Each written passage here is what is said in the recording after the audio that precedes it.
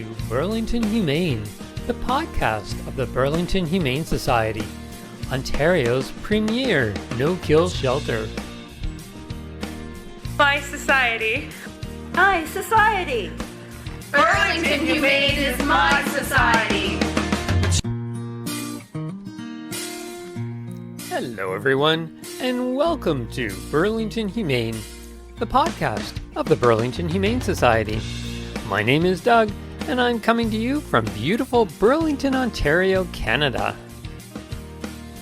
On this episode of Burlington Humane, we're going to talk with the Mayor of Burlington, Her Worship, Mayor Marianne Meed Ward.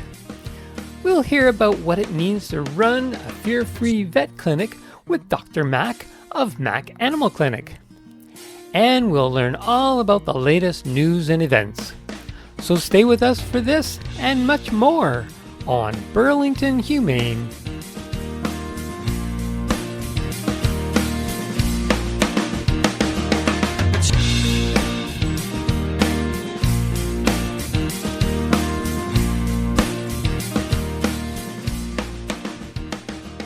Burlington Humane met with Her Worship Marianne Meed Ward, Mayor of the City of Burlington. And we talked about her dog and the things that they love to do together in Burlington.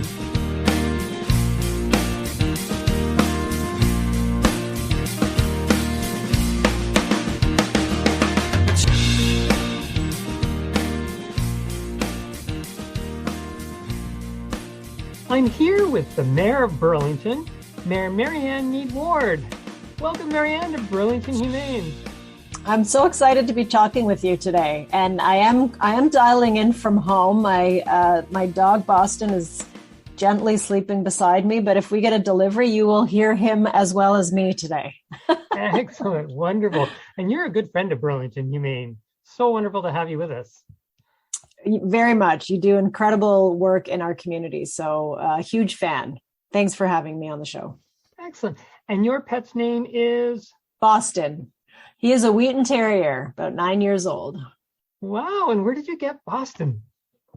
We got him from a breeder in Oakville, and we needed to search breeds very carefully because we have a lot of folks with allergies in our house, and they're allergic to fur-bearing animals. It's the dander.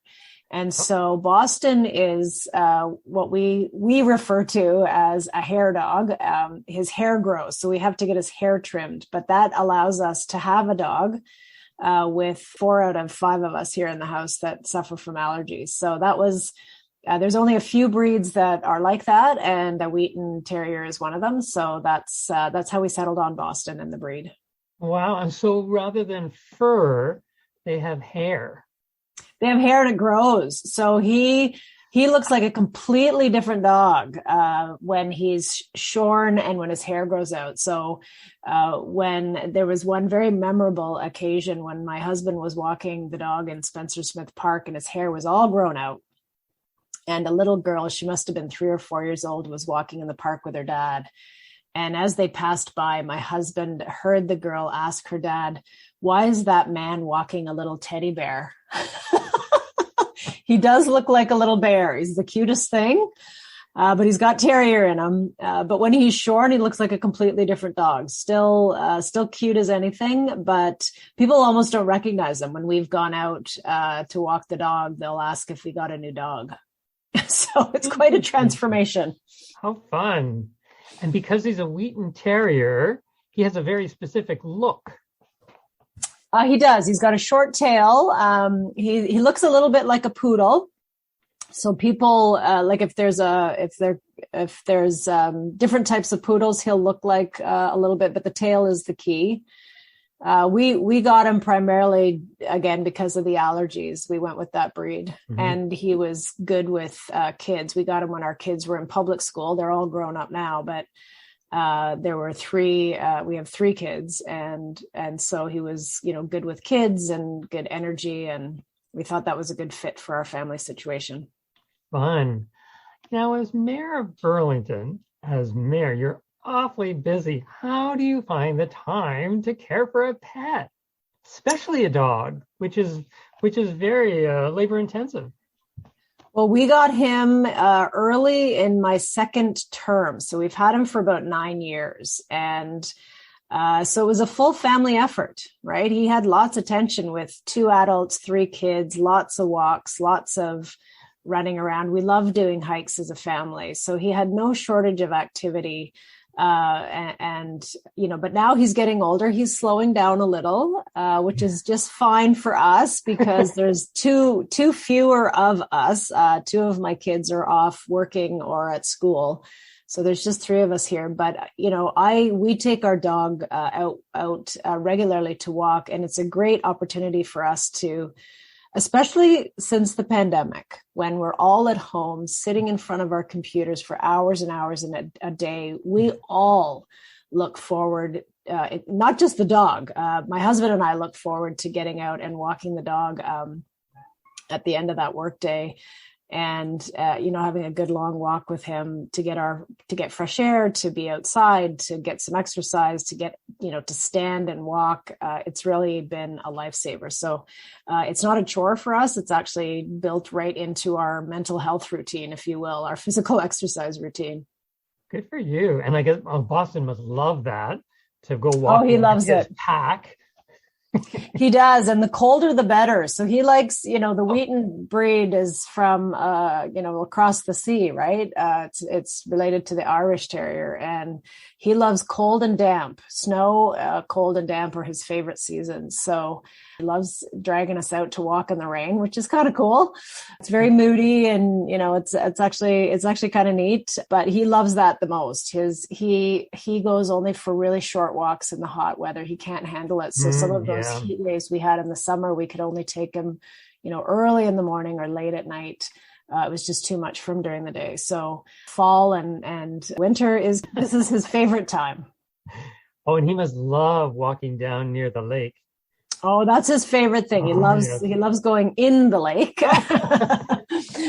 which you can do in certain spots, not everywhere. There's rules about that down at the beach, but there are little pockets of beach where we can take him, like pockets of rocky area accessible by foot. So he absolutely loves going in the water. We take him, to conservation areas. We take him to areas where there are creeks. He loves jumping in those. So we have to put lots of blankets and towels down in the car after one of those hikes. Oh, and there's lots of places around here to go, isn't there? Lots of places. One of the reasons we moved to Burlington was the accessibility to rural area hikes, conservation areas. It's one of the things we love to do as a family. Now, with the pressures of being mayor, how has Boston helped you carry out your role, relieve that pressure? Well, it's been a roller coaster ride for all of us, right? For all of us. There's highs and lows. There's, the inspiration that I take from the community about how people are coming together, the creative ways they're helping each other. That is all incredibly good. And then you get the really tough decisions. And I would say decorum and civility went out the window very early in this pandemic. And the great thing about really any dog, but our dog for sure, is that he's always happy to see me. There's no middle ground. So it's the simple things. And my husband and I would kind of remark on that sometimes, that as long as he's fed and he gets attention from us, which he's had more of during this pandemic than ever, he's just a happy camper. And, that positive spirit, we've sometimes joked that we wish we could adopt that sort of simplicity and that positiveness that, he's just always happy. And simple things, going for a walk in the rain will make him, and, being able to meet a couple of other dogs out there will make him happy. And it makes us happy. So it gives us a lift. It has dragged us out of our house on more than one occasion when, you feel like, oh, I really don't want to go out.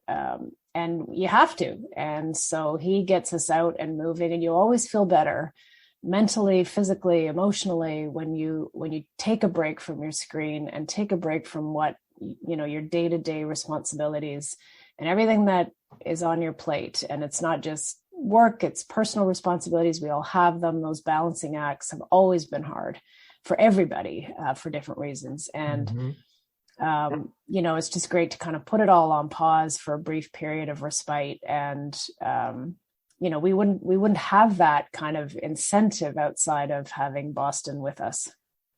That's right. Oh, and they're all accepting. Very much. Dang. Yes. Now he's got a bit of protectiveness in him. And he's become more protective of me in particular. We didn't train him to be that way, but he's kind of appointed himself my defender. And so he's cute as anything until he thinks people are getting too close to me, and then he'll speak. So I understand that, definitely. Yeah, he's a good defender if I ever needed one. Good, excellent. And Burlington's a great place to own a dog, isn't it? Well, we have so many trails, parks, paths, streets that are easy to walk upon, and lots of people who own dogs. And in fact, I think, statistically, more people bought dogs during the pandemic, as a companion when people were isolated, as something to keep them company, give them a reason to go outside their house. It was one of the few things we could do in the strictest lockdown periods was take walks with our dogs. And you can still get a bit of human interaction if you kept your distance, your dog and yourself. That was how we talked to our neighbors early in the pandemic, when you really couldn't, when everything was shut down. And so it became a social part of our lives as well. That's right. Yes. And I'm always impressed when you go downtown Burlington, it's very livable. So many people are walking their dogs right downtown, right where they live. Absolutely. Yeah, absolutely. We used to have a dog walking group here at Burlington Humane when we were able to get together, and we would meet right downtown at Lions Club Park on a Sunday morning. And there would be so many people just walking their dogs. Yep. Right downtown. Yep, absolutely. And there are dog leash-free parks. Yep. In Burlington. Rolly Bird is one of them. Yeah, Rolly Bird, the one up on King Road, and Norton Park. And there is a process that if people are interested in exploring a leash-free area in their own neighborhood, we don't have anything south of the QE. So that's a huge issue because a lot of the population density is south of the QE, and a lot of dog owners, as you've noticed. So we don't have anything that's leash-free south of the QE. So there has been a group established downtown just before the pandemic hit. So things were put on pause for a period, but they are advocating for a leash-free area down here. But I know other neighborhoods and communities may be doing the same as well. So there is a process people can follow. Information is on the City of Burlington website about that. Great. And Burlington has a few animal bylaws. We do. Yeah. You can't have your animal off leash in a public area unless it's specifically a leash-free area. And that includes cats as well, doesn't it?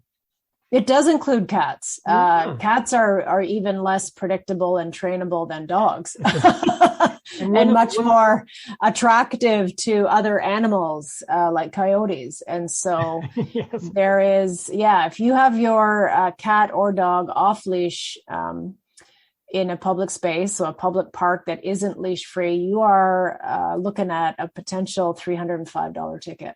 Yeah. And here at Burlington Humane, if anybody adopts a cat from us, we have them sign a contract to say that they will only be an indoor cat. Oh, wow. Not even allowed in the backyard. Not unless it's in a catio. So a catio is a covered area outside, like a cage with a roof. Okay. Yeah. So that they can't, you can't just put a cat out in the backyard because they'll just jump. They can jump. They can get out. Yes, so for sure. Outdoor catio is the only way that, they can enjoy having their cat outside. Stipulations for us adopting out animals to make sure that they remain safe. Absolutely. Yeah. There's lots of dangers that people don't think of for any untrained animal, whether it's traffic or other animals. There's a lot of things they can contract out there too. Illnesses from other animals. Spread of diseases, getting hurt by other animals, injuring wildlife. Yep. So many. Wonderful. Well, we will be sure and be watching for you. You in Boston, going for walks downtown Burlington. That'll be great. And there are pictures of Boston up on my social feeds. So I'm on Twitter, Instagram, Facebook, LinkedIn. I haven't put up one recently, but I can tell you he gets way more likes than pictures of me. So there you go. I'll have to put another one up for people. Great. Well, thank you so much, Marianne, for joining us here at Burlington Humane. It's been wonderful talking with you. Thanks for your interest, and thanks for all the work you do in our community to protect animals and to keep us humans that love animals connected to animals as well. It's our pleasure. Bye-bye. Bye-bye.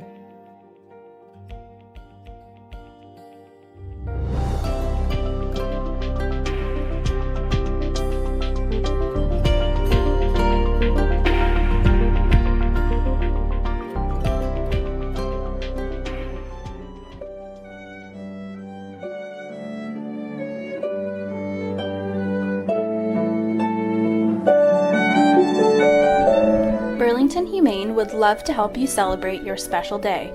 Your guests will be impressed with a thoughtful, generous donation for all the animals at BHS in place of costly guest favors. Along with the tax receipt, we will create a beautiful certificate that you can display at your reception, letting your guests know that instead of favors, you have generously donated to the Burlington Humane Society, one of Ontario's no-kill animal shelters. Following your big day, send us your favorite wedding photo and we will post it on our Facebook page to share your generosity and help us toast the brides.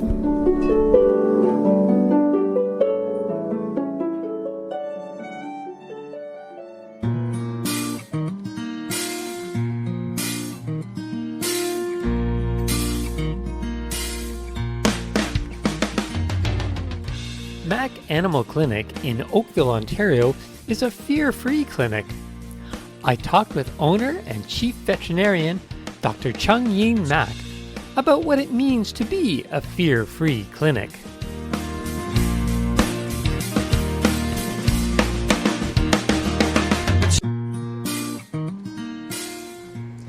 I'm here with Dr. Chung Yeen Mac. Welcome, Dr. Mac, to Burlington Humane. Hi, Doug. It's great to be here. Thank you so much for having us to your clinic.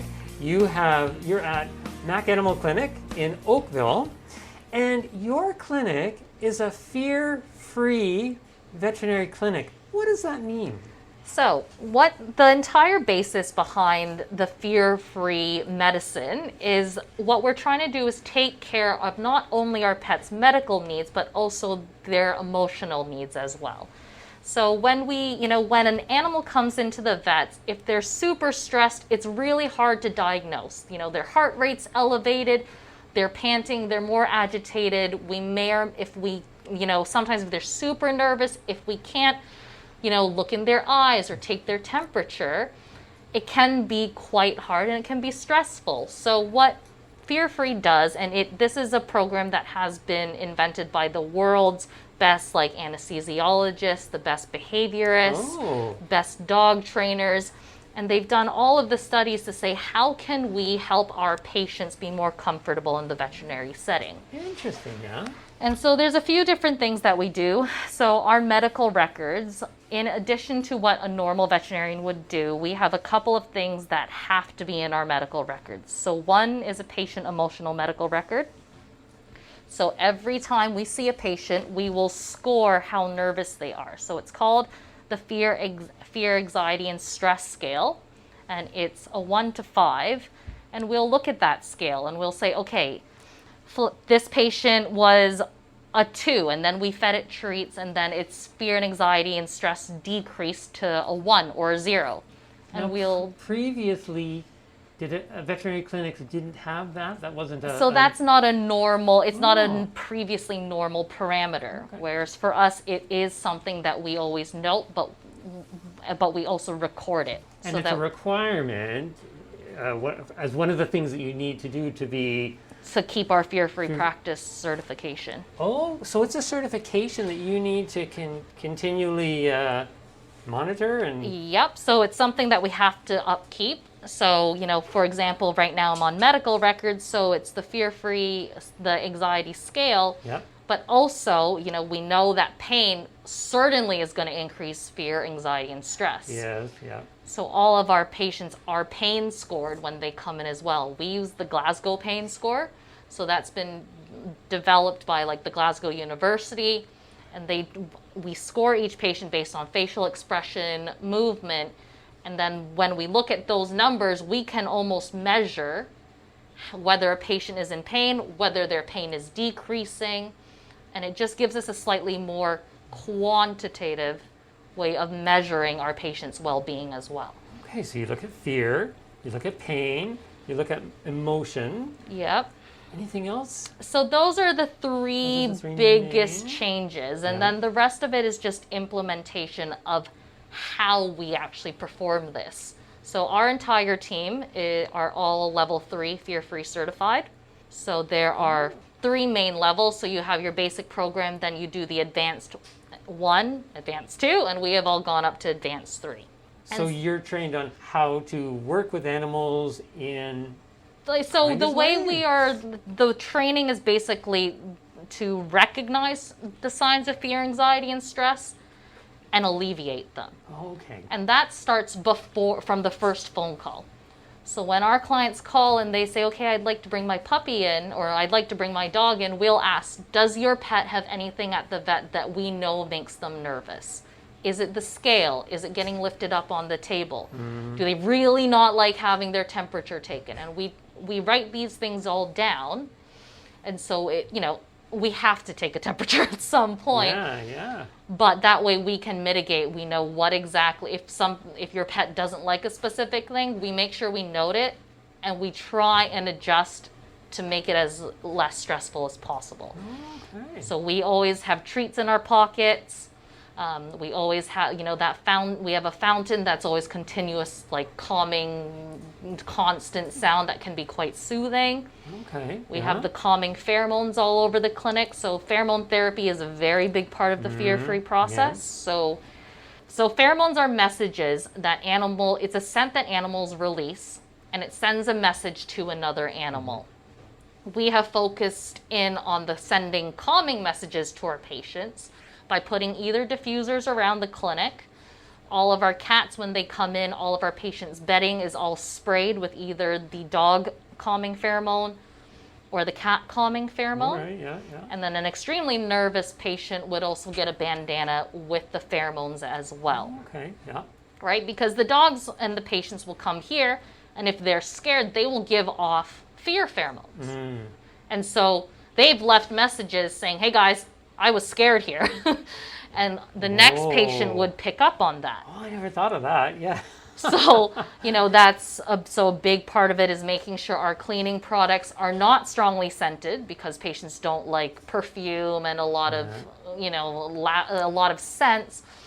Our cleaning products are not scented, but they're also very big on removing odors as well. And I noticed just the way your clinic is set up, you have a separate door for cats and a separate door for dogs, so that the cats never come in the dog area and blah, blah, blah. Yes. It's all separated. So exactly, and that is a requirement actually with the fear-free. Okay. So you can have a lot of individuals within a practice be fear-free certified professionals, but to have the entire clinic certified, there's about 200 to 300 conditions that we must meet. Wow. For us to achieve that certification. And that's down to making sure the pheromones are out, making sure there's appropriate hiding spots in the cat kennels, making sure there's a litter tray and a hiding place in the cat room, making sure they have appropriate treats and toys. And, even if they like grooming, we'll tell clients to bring their favorite brush. So it's implementing, it's not just, how we treat the animals. It's the entire building has been set up. A big thing with cats is they don't want to be near the barking dog. Yeah. And some dogs bark more when they're nervous. That's right, yeah. So we keep the cats in the cat waiting area, and then we'll move them straight into the cat consult room, where they're hopefully not going to be crossing paths with the dogs. And how long did it take your clinic to become certified as fear-free? So when I knew I wanted to open Mac Animal Clinic, I knew that I wanted it to be, I definitely wanted cat and dog separate rooms. I'm UK trained, and the cat-friendly practice was a very big movement in the UK. Oh, okay. So I looked into the fear-free. So I did the fear-free courses while we were pretty much designing the clinic. So a lot of it, we were lucky that we could build that in. A lot of our practice protocols had to shift as we went through the certification process. So for example, you know, it's down to we will make sure if your pet doesn't like the car, here's what we can do to help make the car ride less stressful, because if your pet's stressed getting in the car, they're going to be stressed on arrival. The same with, okay, if some pets are super nervous, and we will discuss calming medication if all the other therapies don't work. So we always start with leave the carrier out, get them used to the carrier, get them used to the car. But you've probably met some of the cats that, you know, no matter how much you talk to them, and they're still going to be nervous because cats don't normally go for a car ride. Yes, yep. So for those cats, we do use very safe calming medication. The calming medication is a very safe medication. The cardiologist will sometimes even use it before a cardiac echo. But the calming medication and the calming medication is normally two kinds of medication. One that decreases, one's a painkiller, and one's also a sedative and anti-anxiety. And there is a difference between something that only causes sedation versus something that's sedative and anti-anxiety. Oh, okay. Yep. Right? So when we pick our choices of medication, that's a factor. I don't want to just sedate a patient and they're still really nervous. That's not calming for anybody. Yeah. So then you have to make a conscious effort to become certified in fear-free. Yeah, and I think, you know, we are the first fear-free clinic in Oakville. Really? Oh, congratulations. Thank you. And I would say there's probably only 6 or 7 in Canada.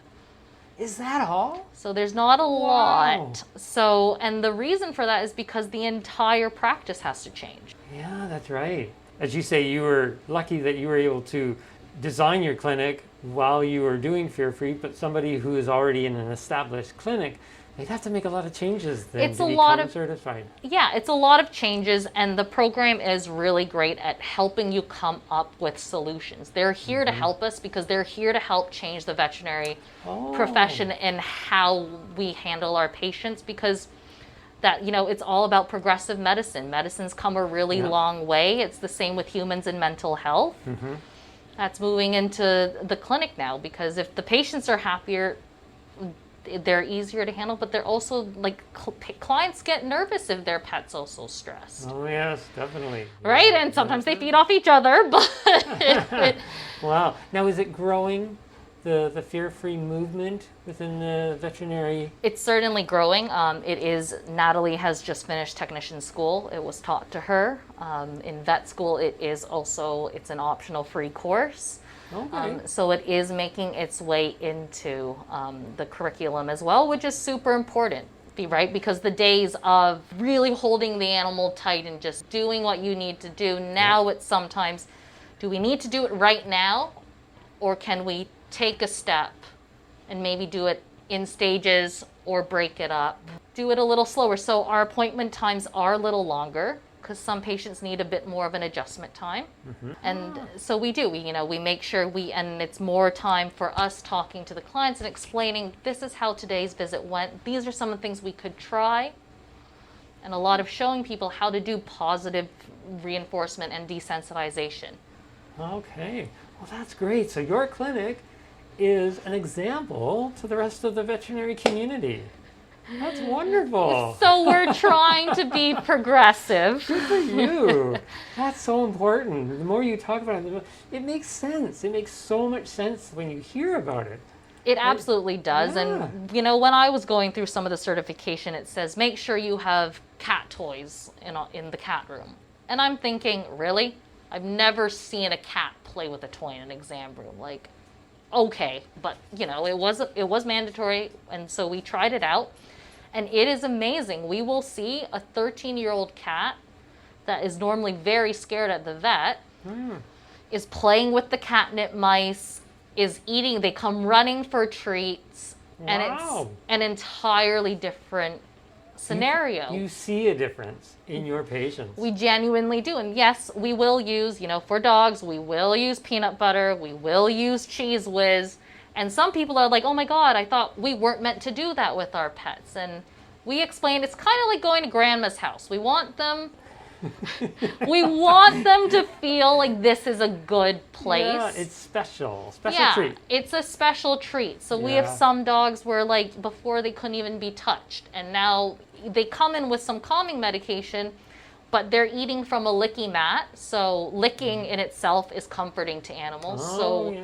We'll have a licky mat, and they'll be having their licky mat, and we'll draw blood from a back leg, and they barely notice. So sometimes it is just we do take that extra time, which has been hard in current times sometimes. Yeah. But it does make that difference for them. It's not magic. There are some pets that will still be nervous. Sounds like it takes a lot of effort. Yeah, and there are some that, especially like, rescue dogs, abused dogs, or dogs that have had or cats even that have had a really, they have been quite traumatized if they've had a lot of health issues.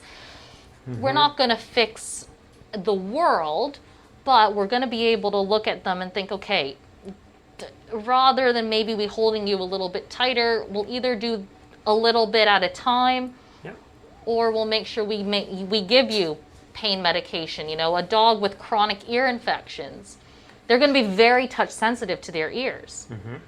So we have some patients that before any ear exam, they come in with calming medication, but especially the painkiller, because the ear is sensitive. The skin is already delicate, and then you're got to go poking down and look in, it hurts, and we don't want to continue that cycle.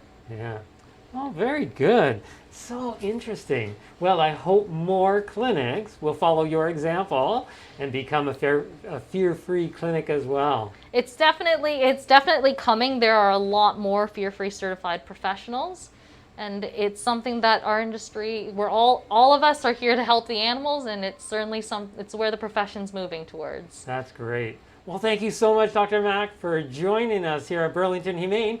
And how can people get a hold of you if they want more information about this? So if you would like to learn more about fear-free veterinary care, there is the Fear-Free Pets website. Oh, okay. And so they have a website themselves. Yep. So it's literally Fear-Free Pets, and there's even a directory. So if you live a little bit further away, you can Google and find a fear-free vet, either a vet clinic or a fear-free certified professional in your area. That's wonderful. Well, thank you so much for joining us here at Burlington Humane. Thank you. All right, bye-bye. Bye.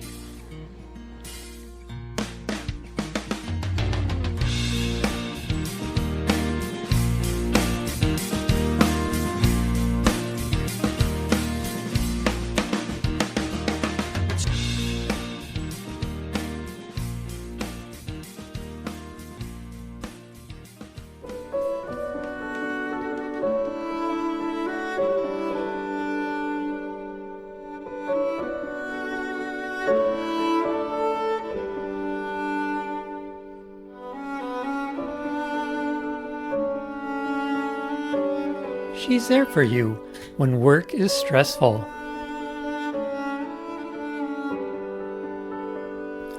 She's there for you when life is hard.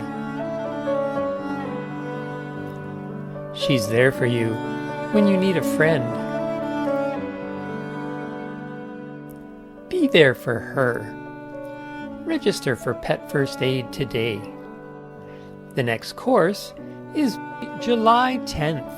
Here at Burlington Humane.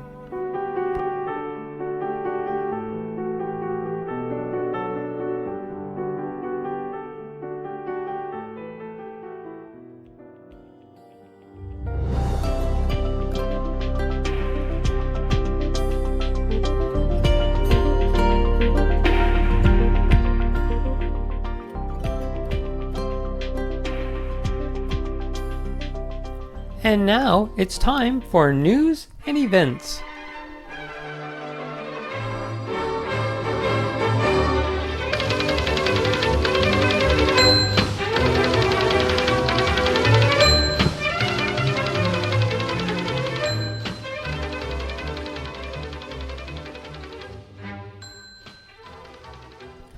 Burlington Humane's Kids Club is back. Children between the ages of 8 and 12 will learn about cats and dogs and how to take care of them. Plus, we will have guest speakers from the animal welfare field. Go to our website to register.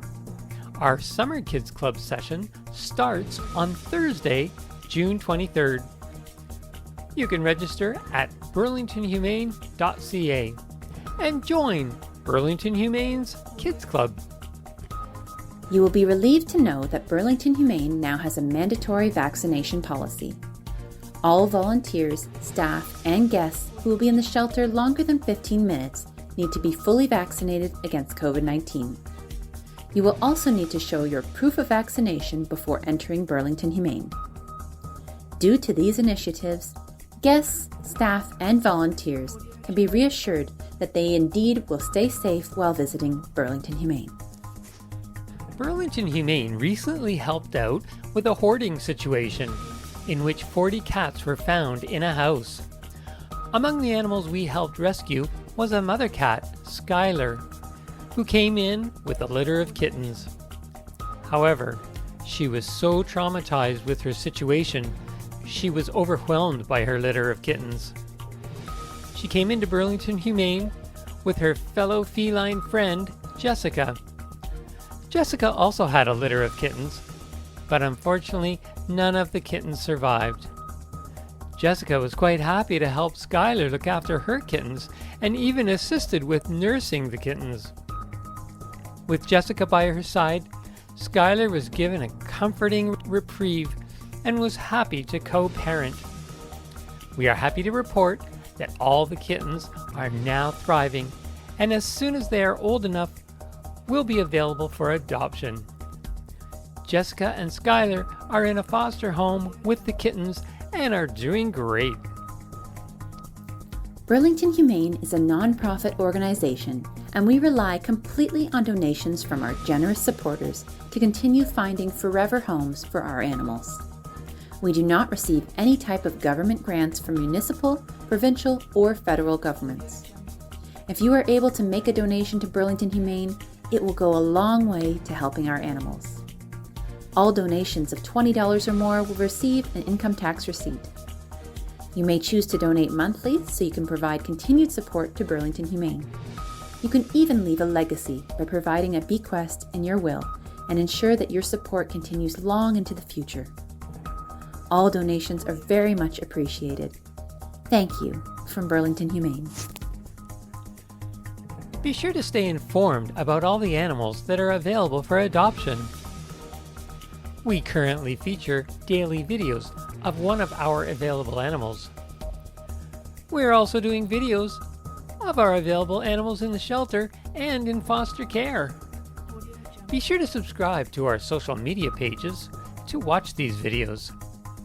You can subscribe to our YouTube channel entitled Burlington Humane, like us on Facebook, and follow us on Twitter and Instagram.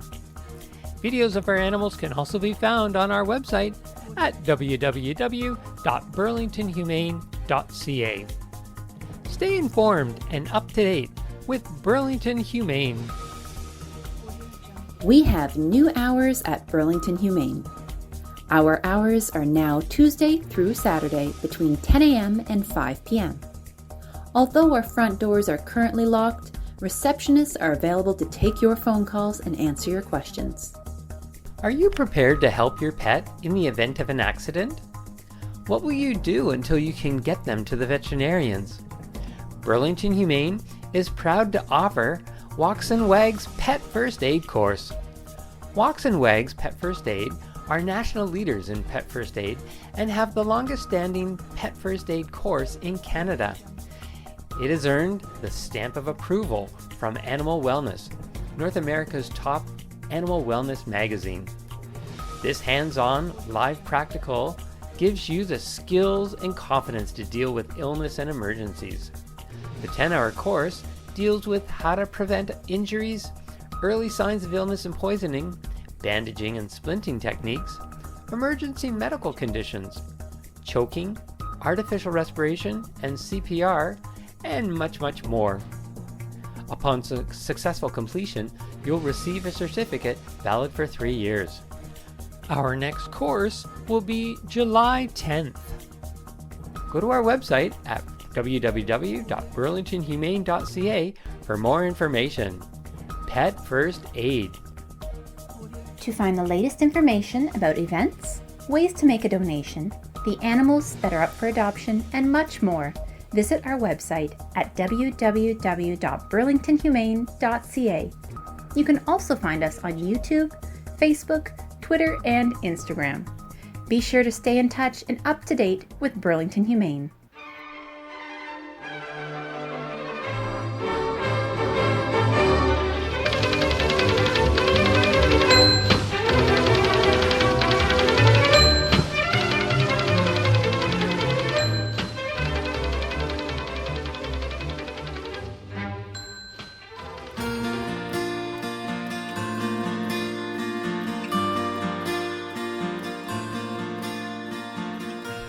Are you looking for good quality items at an affordable cost?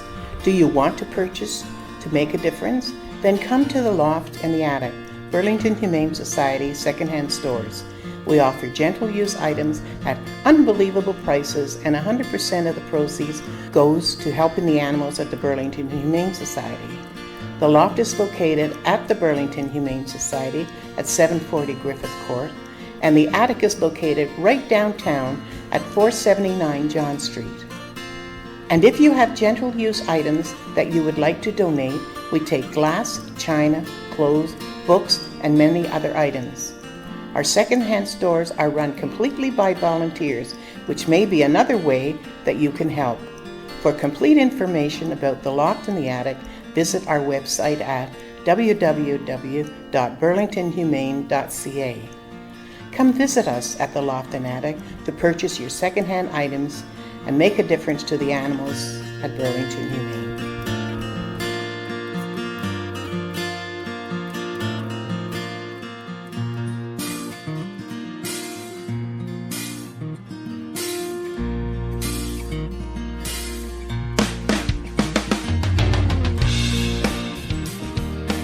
Well, that's it for this episode of Burlington Humane, the podcast of the Burlington Humane Society. I want to thank our guests, Her Worship Marianne Meed Ward, Mayor of the City of Burlington, and Dr. Chung Yeen of Mac Animal Clinic in Oakville, Ontario. Be sure to subscribe to Burlington Humane on iTunes. We are located at 740 Griffith Court in Burlington, Ontario. You can visit our website at www.burlingtonhumane.ca or give us a call at 905-637-7325. You can also find us on YouTube, Twitter, Facebook, and Instagram. Thank you for joining us. My name is Doug. We'll see you next time on Burlington Humane. Bye-bye! My society. My society. Burlington Humane is my society.